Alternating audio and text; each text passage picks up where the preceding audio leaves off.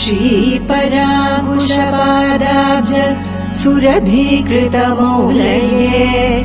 श्रीवत्सचिह्ननाथाय भाष्यकाराय मङ्गलम्। नाथ पद्माक्षरामार्य पादपङ्कजसेविने सेव्याय सर्वयमिनाम् यतिराजाय मङ्गलम्।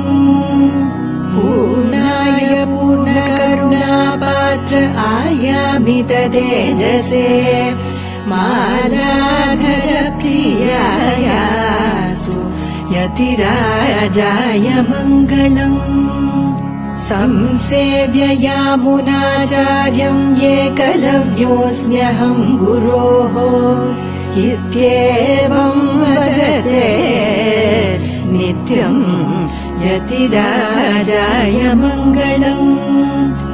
श्रीकाञ्चीपूर्णमिश्रोक्त रहस्यार्थविदे सदा देवराजप्रियायास्तु यतिराजाय मङ्गलम्। श्रीमद्गोष्ठीपुरीपूर्ण दिव्याज्ञामुर्वरे मुदा श्रीपराङ्कुशपादाब्ज सुरभीकृतमौलये श्रीवत्सचिह्ननाथाय भाष्यकाराय मङ्गलम्। नाथ पद्माक्षरामार्य पादपङ्कजसेविने सेव्या